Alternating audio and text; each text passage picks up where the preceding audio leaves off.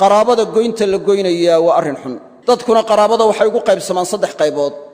waa waasil iyo mukaafi iyo qaatic mid waa waasilo waa qaraabo xidhiidhiye ka xidhiidhiya waa ka iyagu goynaya oo dhibaataynaya isagu u wanaagsan oo wanaag u samaynaya oo xidhiidhinaya ka waasil baa la yiraahdaa dan kama gelayo dhibtay ku samaynayaan iyagu xumaynaya ayuu isagu wanaajinaya oo xidhiidhinaya oo u samafalaya oo wuxuu la qaban karay oo u qabanaya wana maraatib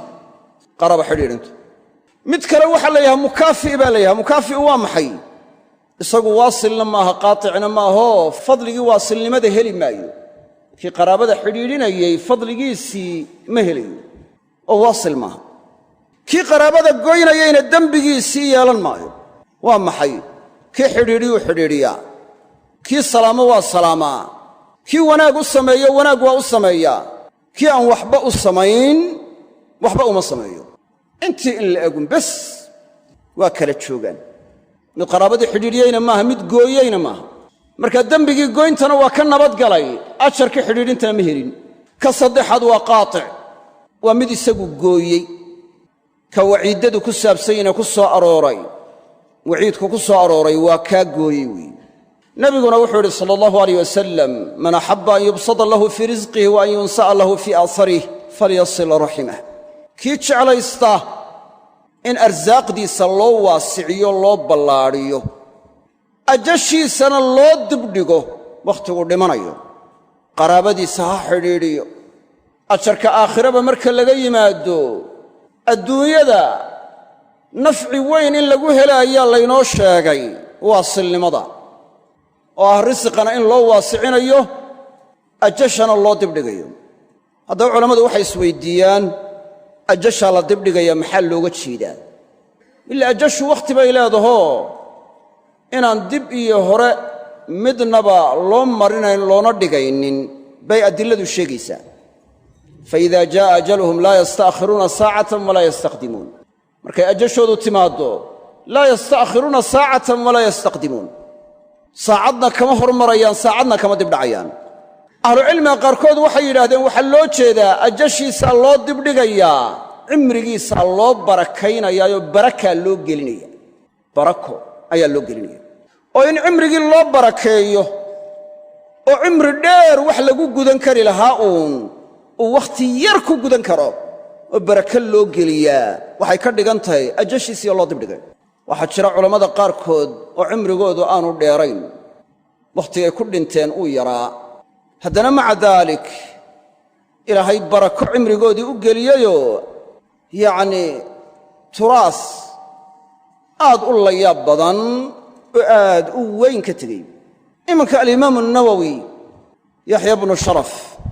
cimrigiisu ma dheerayn 45 jir buu ku dhintay 45 jir ayuu ku dhintay kutubaha uu ka tegaya uu qorayna aad iyo aad bay u badan yihiin dee baraka ilaahay cimrigiisii u geliyey haddii cimrigiisa la qaybiyo la yidhaahdo yacni maxaa ku soo aadayey ama ku beegnaa bil kastaba inuu qorayey waxay noqonaysaa shay cajiib ah marka barakadu waa shay qaali ah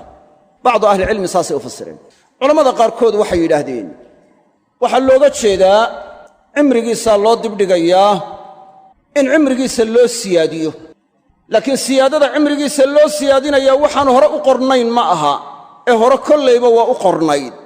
laakiin sababtaasi inay keensatay ayaa qornayd oo sababta iyo musababku mid walba maktuub bay ahaayeen marka ahlucilmiga qaarkood waxay yidhaahdeen muraadka looga jeedaa waa in cimriga loo dheereeyo laakiin xidhiidhinta qaraabada la xidhiidhiyaa waa sabab litatwiili alcumri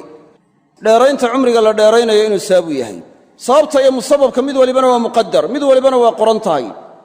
marka kii qaraabada xidhiidhinaya ee cimrigiisu dheeraanayana horaa loo qoro ajashiisu waxay ahayd mid cimrigaa dheer uu yeelanayey laakiin sababtaasi ay la socoto ka qaraabada goynayana inuu qaraabada goynayo oo cimrigiisu gaabanayo intaa cimrigiisu yahay kaasna saasay u qornayd ee maaha macnaheedu waxaan lawxul maxfuudka ku qornayn in markaa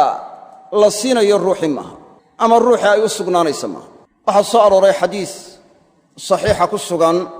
oo nebigu marka uu yidhi sala allahu alayh wasalam raximka ama qaraabada ayaa ilaahay waxay ku tidhi haada maqaamu alcaa'idi bik ilaahayow meesha aan hadda ku suganahay ruuxa ku magan gelaya ama cidda ku magan gelaysaa waa halkay qabsan lahayd baan haystaa marka waxaan kaa magan gelayaa ayay qaraabadii tidhi in lay gooyo markaasaa ilaahay wuxuu ku yidhi miyaanad ku raalli noqonayn inaan xidhiidhiyo kii ku xidhiidhiya iyo inaan gooyo kii ku gooya dabeedna haabay tihi raximku saasay tidhi xadiiskaasi waa xadiis saxiixa ku sugan marka waxaa laga qaadanayaa ka qaraabada gooya ilaahay wuxuu ballan qaaday inuu goynayo ka xidhiidhiyana inuu ilaahay xidhiidhinayo ballan qaaday waa shay weyn